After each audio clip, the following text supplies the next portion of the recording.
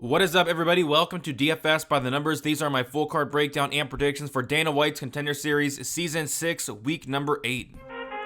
I need all the wins, yeah.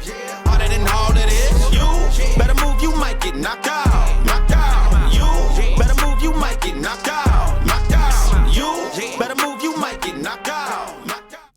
We are back breaking down some more Contender Series. This week we have week number 8. Should be a very good card. Definitely looking forward to it. Looking forward to breaking it down as well. Before we get started and get into the picks, if you guys can please leave a like on the video, subscribe to the channel so you don't miss out on all the other content throughout the week. UFC Vegas 60 content is going to be dropping real soon, so make sure you guys are subscribed so you not miss out on that. I say we don't waste any time here and get right into it. And we're going to start with the very first fight of the card. We have Brandon Lewis going against Danielmarcos. We'll take a look at the odds before we get into it here. We have Lewis, who opened up a plus 155 underdog. He's currently minus 150. We have Danielmarcos, who opened up minus 180. He is currently plus 130. We'll start with Brandon Lewis here. Lewis is only 25 years old. He is 5'4", with a 64-inch reach, 6-1, and 4-1 in his last 5 fights. Notable losses: he did lose to Mo Miller last year on the Contender Series by decision. And then a notable win, he did beat Taylor Moore. Taylor Moore is somebody who did fight on the Contender Series in 2020. I think it was against Danny Sabatello. But he's a solid finisher, a 50% knockout rate, a 17% submission rate for an overall finish rate of 67%. So Lewis is pretty small for the division. He will be at a size disadvantage here as well. Like I said, he's 5'4", whereas Marcos, he's going to be 5'7". He had a very tough matchup in the Dana White's Contender Series against Mo Miller. Like I said, Miller did take him down 4 times and controlled him for 9 minutes of that fight. He really struggled on the mat and wasn't able to really get up when he was taken down. And he looked good. He looked active off his back, but he just was kind of stuck there. On the feet, he's very high output, very quick as well, very fast-paced. He's a fun fighter to watch. Enjoyed watching his fights. He isn't afraid to go in there and get into a war. His striking is very good overall. He mixes up his attacks very well, and he can be hittable. His hands are pretty low, but he isn't afraid to eat a shot. I'm pretty impressed with him overall. I think he's a pretty solid fighter. I think he just kind of ran into a pretty tough matchup stylistically against Mo Miller. Miller was able to have success taking him down. Just not sure if that's going to be the case here against Danielmarcos, who is 29 years old. He's 5'7". Not sure on the reach there, but he's 12-0 and 5-0 in his last 5 fights. No notable losses or wins for Danielmarcos. 50% finish rate, and then all 58% of those coming by knockout. No submissions on his record. So the big thing with Marcos is he's not fought in a very long time. He's not fought since December of 2019, which was 2 years and 8 months ago. And he will have a height and reach advantage in this matchup though. But yeah, the layoff is concerning, but he'll be the bigger guy. His level of competition is a little bit iffy, and I don't like the fact that he's been out for so long. I'm not sure why he's been out for so long, but just not something I really like to see. Looks like he will go for some takedowns. Seems to have a pretty solid ground game. Maybe that could be a path to victory here for him. He does have some solid ground and pound, and will look to take the back.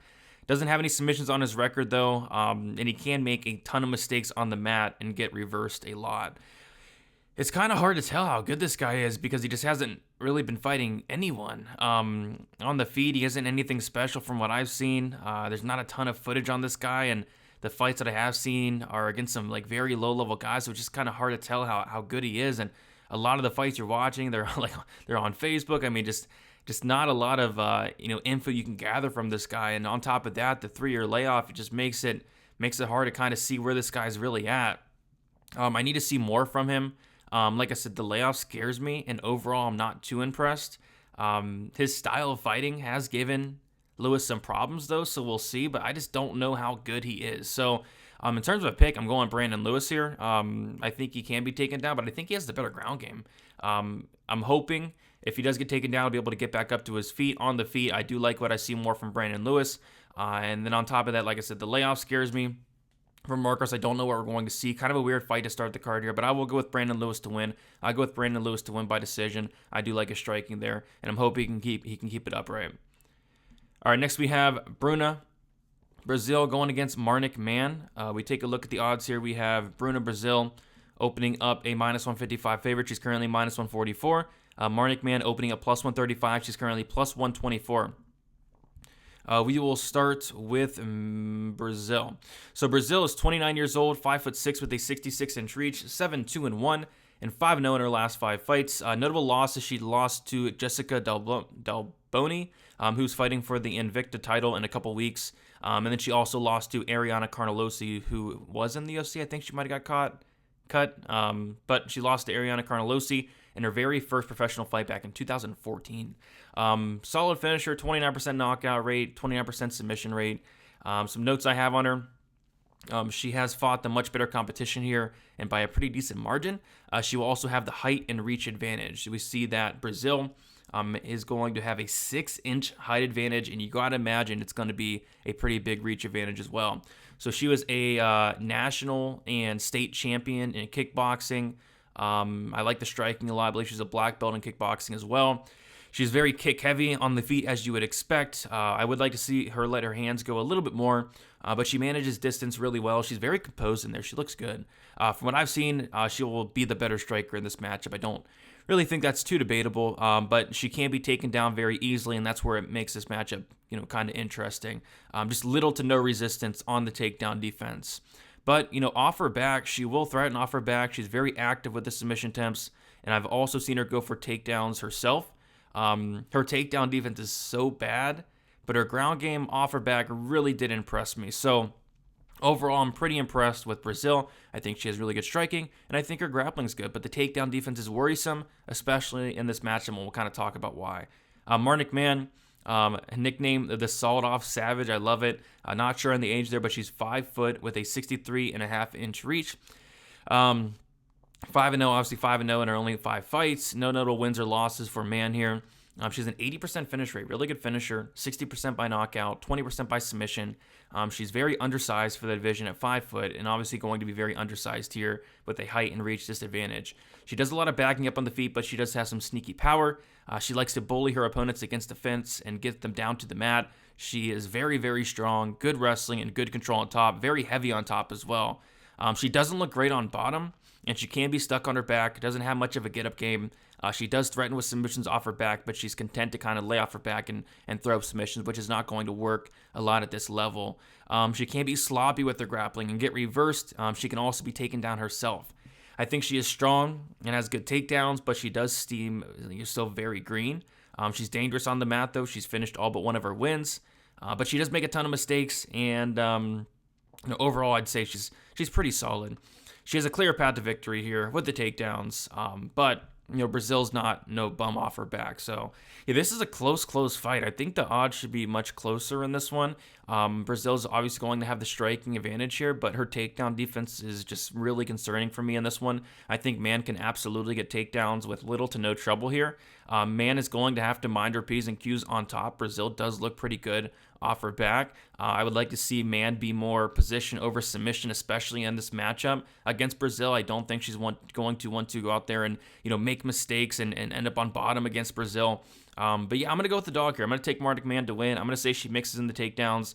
I think she's very strong, and I think she's able to take down Brazil really at will. And I'm hoping she's able to just mind her P's and Q's on the mat and just fight smart. So give me Marnick Man for the upset. I'll take her to win by decision. All right, next we have probably the most exciting fight on the entire card. Definitely looking forward to this one. We have Malik Lewis going against Trevor Peek.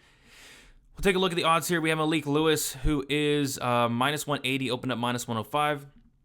Trevor Peek opened up minus 115. He's currently plus 155 here. We will start with Malik Lewis, who is not sure on the age, but he's 6 foot. Not sure on the reach as well. He's 5-0 and 5-0 in his only 5 fights. No notable wins or losses from Malik Lewis. A 100% finish rate, both these guys do. A knockout rate of 20% or 80%, a submission rate of 20%. Some notes I have on him: he does use a ton of feints on the feet. He's very long, and he's going to have the reach advantages here. And we don't have the reach for either fighter, it doesn't look like, but he will definitely be the longer fighter, and I know for a fact that he'll have a 3-inch height advantage. Very hard kicks to the body, to the head, has nice combinations, and is able to use his length very, very well. He also throws a ton of knees, very active with the knees, flying knees from range, jumping in, closing the distance with those flying knees, and then in the clinch against the cage, he'll also spam knees as well, which are very good, and they can hurt his opponent. He's very strong. And he is at his best when he's pressing forward. And when he's pressing forward and when he's turning it on, he's very, very dangerous. And he seems to get more and more dangerous and aggressive as the fight goes on. Kind of seems to, feel it out a little bit, but as the fight goes on, he starts to press forward more and let his hands go more. And when he does let his hands go and his knees and his elbows, he's very dangerous. He has great elbows and knees from the clinch. He can also grind his opponents against the cage if he wants to. And that could be a path to victory here, and I think that'd be kind of wise to do that here, especially early, and we'll talk about why. His takedown defense is a little questionable, but I don't think he's going to have to worry about that here. I mean, Peaks went for takedowns here or there, but I would not recommend Peak go for takedowns in this matchup. But his grappling is really good. Very impressed with his grappling. He was able to get a submission off his back in his last fight. Overall, I do like Malik Lewis. I think he's a very skilled fighter. I think he has a lot of tools on the feet, and I think he's well-rounded overall. So do like me some Malik Lewis. And I also like some Trevor Peak. Trevor Peak is 27 years old. He's 5'9". Not sure on the reach there. He's 6 foot, or he's 6-0 and 5-0 in his last 5 fights. So notable wins. He did knock out Kamaworthy last month in the first round, being the 30th person to knock out Kamaworthy. But he's a finisher, a 100% finish rate for Trevor Peak. All of those come by knockout. All but one of those come in the very first round. 5 of 6 in the first round. He's a very fast starter. He's active with the kicks and kicks very, very hard. He kicks the legs very well, especially. He's relentless with the leg kicks. He's nonstop with them. He doesn't let up with those leg kicks, and they hurt. But his hands, man, he has dynamite in his hands. He is putting guys out cold. If he can get on top, his ground and pound is very nasty. If he hurts you, he is going to finish the fight. He is relentless, looking for that finish. He wants to get you out of there.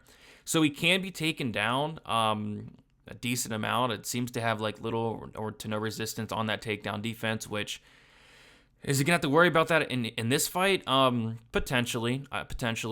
And his grappling seems to be a little bit iffy as well. I do think he'll be at a significant grappling advantage or disadvantage in this fight. But he does have some wrestling of his own. I've seen him mix in a takedown or two. So that's good. But he does look to tire as the fight goes on. He gets a little slower. He looks tired in there, and he's just not doing much. Like as the fight goes on, late into the first round and the second round, he's just not doing a ton on the feet. But he'll like explode into burst, like kind of like a Derek Lewis, where like Derek Lewis does nothing up until he just like explodes into big combinations, 5, 10, 15, 20 punch combinations. He kind of does that. As the fight goes on, just a lot of nothing up until he has that big burst of power. But yeah, the output does fall off a cliff as the fight goes on, which is definitely a concern. So this is a really good matchup. I like both guys here, but in terms of picking a winner, I think the better fighter here is Malik Lewis. I think he's more well-rounded. I think he's the better grappler. I think if he's able to, get this fight down to the mat, he should have a ton of success. I think if this fight hits the mat in general, he's going to have a ton of success. He's longer, he's bigger. But Trevor Peak has a ton of power. In terms of the power advantage, you absolutely have to give that to Trevor Peak. This guy hits like an absolute truck. Malik Lewis, he's obviously never been knocked out. He's undefeated. As long as his chin holds up here, he should be able to win this fight. As the fight goes on, he should be able to have a ton of success.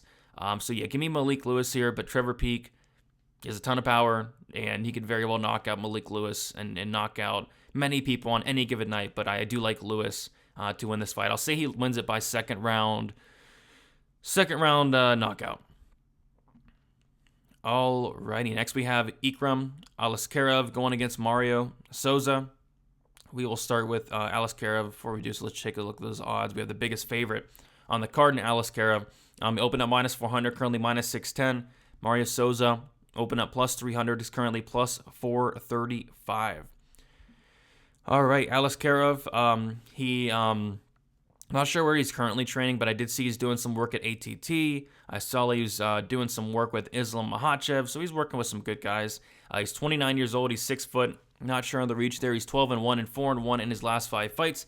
Notable loss, his only loss came to one Khamzat Chimaev back in 2019. His notable win came against Denis Tuoluen, who we saw get a very good finish against Jamie Pickett last Saturday, and he beat him by submission in the third round. 33% knockout rate, 33% submission rate for an overall finish rate of 66%. So some notes I have on him, he did give Khamzat Chimaev his second toughest fight behind Gilbert Burns. Chimaev had trouble taking him down, and I will repeat that. Khamzat Chimaev had trouble taking down Aleksandar. He was unsuccessful, Chimaev, on every single takedown attempt. He had to have shot like 3, 4, or 5. Was not able to get him down at all. He did get dropped by Chimaev early, but recovered really quickly. He was eventually knocked out brutally with a perfectly timed uppercut by Chimaev. And is this guy chinny? Or does Chimaev hit like a truck, right? I mean, I've only really seen him hurt that one fight. Outside of that, haven't really seen him get hurt. So I'm going to not say he's chinny, but yeah, I think we can give him a pass getting knocked out by Khamzat Chimaev, getting dropped by Chimaev. I mean, Chimaev's a freaking animal, right? So I think I'll give him a pass there on that one. But he's very physically strong. He has good control when he gets on top. Very impressive grappling. I like what I see from the guy. He was able to dominate Dennis Tuoluen for 2 rounds and eventually submit him in the third. Dennis had nothing for him. He was just taking down Dennis at will. And then eventually got him out of there. Really good win there. He has a good ground and pound and relentless with it at times, and he is looking for the finish. Ground and pound's good. Grappling's good. The wrestling's on point. The cardio checks out. Just a very good fighter and a guy that I think absolutely should be in the UFC. It just he has to get past Mario Souza here. But I think it's a good matchup for him. I mean, he likes to push guys up against the cage as well, and there's been some fights where he was not able to really take guys down as easily as I'd like to see. But he was still able to push those guys against the cage and win minutes against the cage and eventually get them down. His striking's solid, but I'd prefer him getting this fight down to the mat early and often. And I think he will do that in this matchup. But, Mario Souza is 25 years old, 6'3" with a 79-inch reach, 14-2, and 4-1 his last 5 fights. Notable losses, he did lose to Chidi Njokuani, his last time out on the Contender Series by knockout in the 3rd round. Notable win, he did beat, I'm not even going to pronounce the name, Marios in his first time on the Contender Series by a close decision. We'll talk more about that fight. Souza's dangerous. He's dangerous. He's young. He's only 25 years old. 93% finish rate, 64% by knockout, 29% by submission. Some notes I have on him. This is going to be his 3rd attempt on the Contender Series. He's very long, very rangy, and overall a very dangerous fighter. His level of competition outside of like the Chidi and the Marius fight on the Contender Series has been pretty suspect, honestly. In his very last fight, he knocked out an 0-1 fighter. And then he beat a bunch of cans like earlier in his career as well. So the thing with Souza here, and I think why the UFC is bringing him in here for a 3rd attempt, is he has a clear hole in his game, and it's clear as day. And that hole is the takedown defense. We saw him taken down multiple times in his first Contender Series fight against Marius. He got taken like 4 or 5 times, something crazy like that. But what was even crazier was he was controlled for 10 minutes and like 30 seconds. He was able to win that fight. By the way, one of the judges scored the fight like 30-27 for Souza. I don't know how he won that 2nd round. He was controlled for like 4 minutes and 30 seconds in the 2nd round. Just made no sense to me, but he was able to win minutes off his back, just doing more. His opponent literally laid on him for the most part, and that's it. So I guess you can make a case for Souza winning the fight, but I don't know. I mean, I don't know. It was a weird fight where he was getting controlled like 80% of the fight, but it was still able to win it just by doing stuff. But he has power on the feet, and he can give his opponent some problems with his length and stuff. He's also very young, and we could expect some improvements. This just feels like a setup fight to me. They're taking someone who struggles on the ground, and they're feeding him to Aleksandar. Souza's path to victory here, probably landing a knockout shot on the feet, but Mario Souza is not Khamzat Chimaev. So I think it's a setup fight. I think they want to get Aleksandar into the UFC. I think Aleksandar has the path to victory. As long as he doesn't go out there and stand and bang with Souza, and Souza catches him with something. I mean, this should be Aleksandar here. So give me Aleksandar to win. I'll say Aleksandar wins by decision. All right, next we have the main event. We have Farad Basharat going against Alan Pagosa. We have Basharat, who is training at Extreme Couture, I believe. He's 25 years old, 5'8", not sure on the reach there. He's 8-0, 5-0 in his last 5 fights. No notable wins or losses for Basharat. 13% knockout rate, 63% by submission, 76% overall. So he was supposed to fight in week 1, but his opponent missed weight. I think it was about like 10 pounds, something crazy like that, like 10 pounds and missed weight. The fight got called. He's obviously the brother of Javid Basharat, who does fight this weekend against Tony Gravely. So they're looking to get 2 wins in a week here between the brothers. He's still very young at 25 years old. We can expect those improvements, right? Solid movement and striking on the feet. He definitely reminds me a lot of his brother in terms of the striking and really the overall game. He can be touched up a little bit, and I have seen him hurt, but he did recover very well. Very good wrestling and grappling. He was able to get the fight down when he wants, which is always a very, very good thing. And very good control on top. Very good cardio, very good fight IQ. I love his willingness to wrestle. Overall, just like the game of Basharat here. His ground game impressed me the most. He's very heavy on top, and he can win minutes on the mat. Alan Pagosa, training at Team Alpha Male. He's 26 years old, 5'5", with a 67.5-inch reach. He has 7-1-1 and 4-1 in his last 5 fights. Only loss comes to Richard Palencia, who is currently undefeated at 10-0. He's a good finisher. He's going to be the better finisher in this matchup in terms of the numbers. He's a 43% knockout rate, 43% by submission, overall finish rate of 86%. Some notes I have on him, a lot less movement on the feet from Pagosa compared to Basharat.